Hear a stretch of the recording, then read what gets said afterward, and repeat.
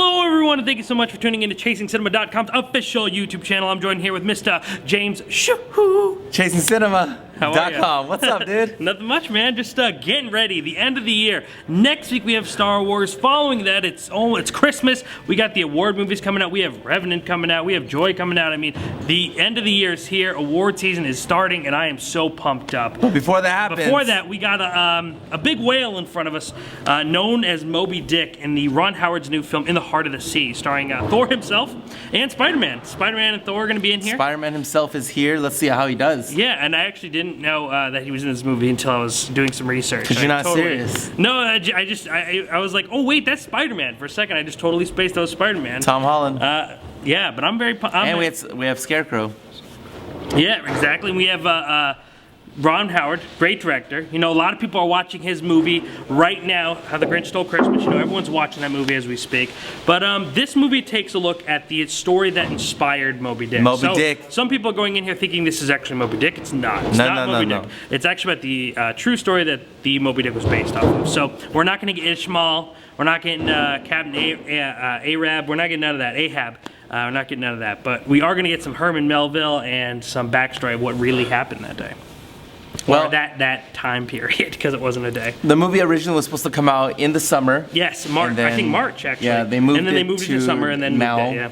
And then a lot of people say it's because the studios felt that good about it being an Oscar-worthy film. Yes. So that's exciting to always see instead of being pushed back, which is what it usually happens. This one got, The only thing is that as of right now, we have our SAG Awards out. We have our Golden Globe nominations and they're leaving them out. And In the Heart of the Sea isn't on there. Right now, I think it's sitting at a 51%. So I just have to ask myself if I wonder if maybe being too confident is going to hurt them, because this is a type of movie that in the beginning of the year might have been a fresh surprise, but maybe now, in the midst of seeing films like Spotlight and Room and Revenant and Mad Max and this kind of time frame. Yeah, Joy, you know, depending how those if those are good or not, but I mean, it's just a very interesting time. So anyway, but Ron Howard's a great director. I'm excited to see how Thor does and see if he's going to lay down the hammer on Moby Dick. And I don't know about you, Ron Howard, did you remember, you saw Rush, right? Yeah. The film they did, yeah. I honestly totally spaced it, which I thought it was good, but it was okay for me. Yeah, it wasn't something too memorable. Like I said, I actually forgot about it until it was, you know, oh wait a minute, these two have worked together before. I think that movie was good, but not super amazing. But obviously these two like working together, and hopefully this is going to be a movie that, like you said, is as good to be award worthy. Let's see if this movie. How long is the movie? About 2 hours. I think 2 hours exactly. Okay, well let's see if this can get into the heart. Ooh, let's see. All right, so we just got out of In the Heart of the Sea. Yes, Moby Dick, Herman Melville, Thor and Spider-Man, and Scarecrow. With Scarecrow. Yes. DC crossover. Well, how did you feel? I'm gonna have to say it was good. You know, it was good. It was. It's a very reserved good, though, if I must say. Yeah, it was good. It was. I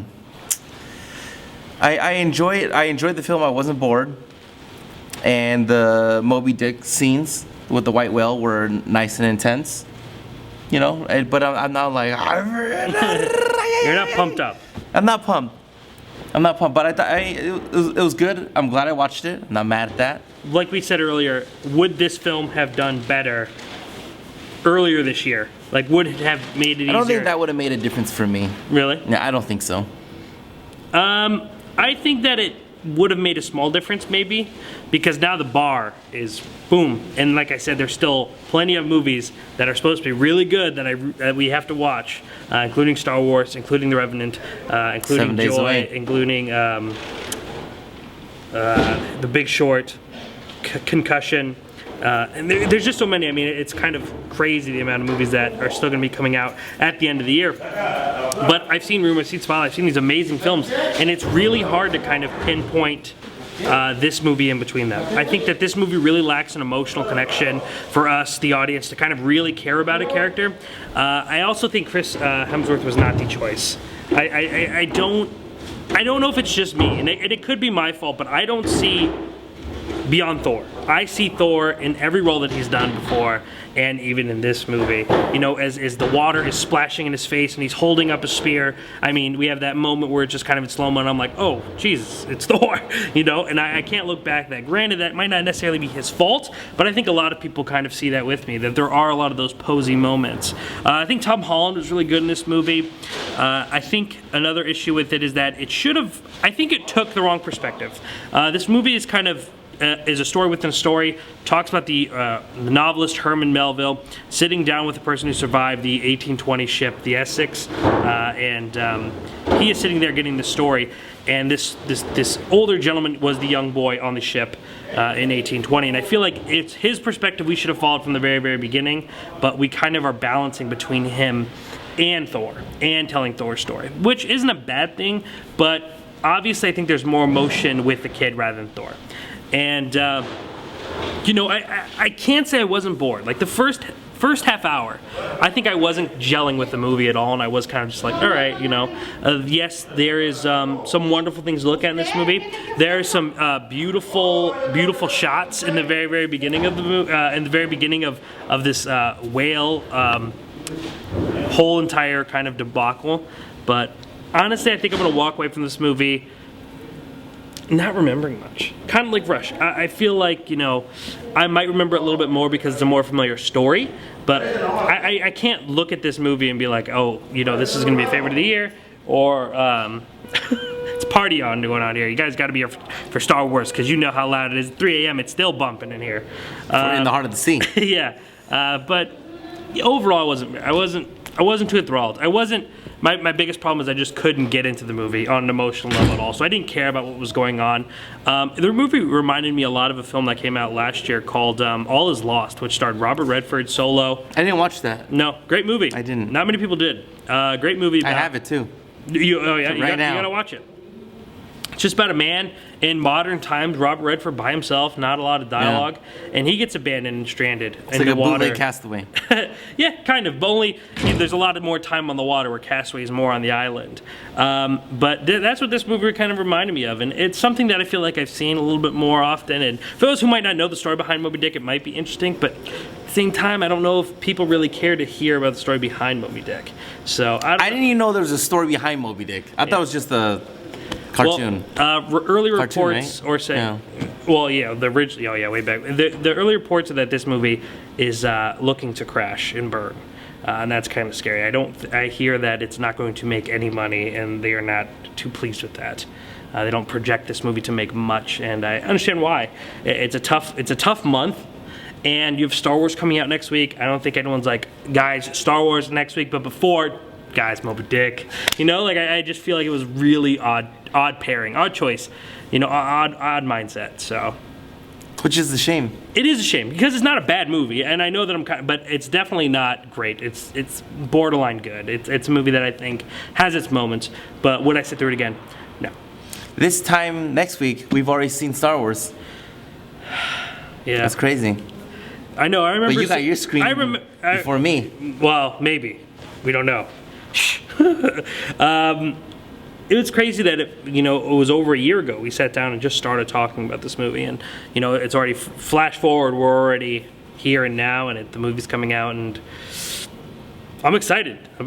They expect a packed house. Yeah, it's going to be crazy, and it's nice because I really can't think of a big community movie since Dark Knight Rises. That's it. That was the last one, and the Avengers before that. Yeah. Because the Avengers 2 didn't really have that big of a... No, it didn't. No, but... or not at all. Yeah, not really. Nowhere near compared to the first Avengers and Dark Knight Rises. So I'm really excited for the jam-packed theaters, everyone dressing up. Like, I love that, and I think I'm excited more for that than I am the movie. Not saying I'm not excited for the movie, but I love the whole community thing more than anything. So I'm excited to see how it turns out. It would be a shame if you didn't join us here next week, and we're a part of that because it's going to be history. What is it? ChasingCinema.com/ In the Heart of the Sea. That we can get the full-on review. Yes. Also, don't forget that I have been, for the past 10 days, I've been reviewing a Christmas movie every single day. and I'm going to continue to do so for the next 15 days. So 25 days of Christmas. Today I reviewed, this is Friday, so I reviewed The Nightmare on Nightmare Before Christmas, which is a borderline Halloween Christmas movie, but I considered it Christmas, so I reviewed that. Reviewed a bunch of movies. Make sure to go check that out. Best way to never miss that is to hit that subscribe button right below. That's a no-brainer. No brainer. And then, are you expecting Star Wars to be like amazing, or you just expect to enjoy it? You know, I am excited for Star Wars, but like I said, I think I'm more excited for the event rather than the movie. And that's not me like just kind of downplaying the movie, but I think that my expectations are at a certain place. I think they're going to stay at that place. I'm not like the diehard Star Wars fan who's been collecting Star Wars figures forever. I enjoy the films, I do, and I'm interested to see where they go with this one. But I'm also not like I've been waiting for this movie for years either, you know. So I think I'm at a place where I'm excited. I'm interested to see where they go, but I'm more excited to see everyone in that theater sharing that experience. Like just seeing the opening credits and hearing the audience, I think is what I'm like so pumped for. Okay, well. What about you?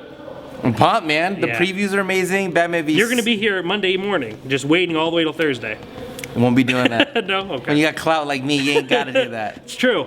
If you got caught with us, you can be here with us. But yeah, I'm excited because we have X-Men Apocalypse for a trailer, Batman v Superman for a trailer, Civil War for a trailer, the Teenage Mutant Ninja Turtles 2 for a trailer, and so the trailers. Oh, I loved it. You didn't like it? I watched Rocksteady and it. Bebop looked friggin' awesome. Well, that's because Rocksteady is a wrestler by the name of Sheamus. They look friggin' awesome, saying. dude. No. Anyway, No, I actually have not watched the trailer, but it's not on accident.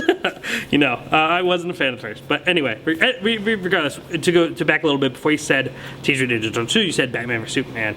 And I think that's really exciting too, is me and you've been talking a lot about how these movies are going to really kind of pull people out of the woodwork and see how many people are showing up, and box office numbers will be really interesting to compare.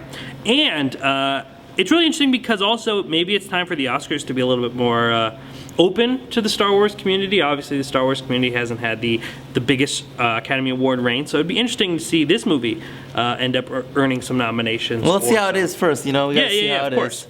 Of course, obviously, that film has not been nominated by anyone either, but that's because no one has seen it. Disney has been very, very, very, very, very, very, very Strict, secretive. even and on new strict. people. Yes, on us as well. So I'm interested, though. I'm ready. I'm excited. I've been waiting all year for it, so let's do it. What a great way to end the year, though. You know, what a bang. Well, ChasingCinema.com is known as The Film Lovers website.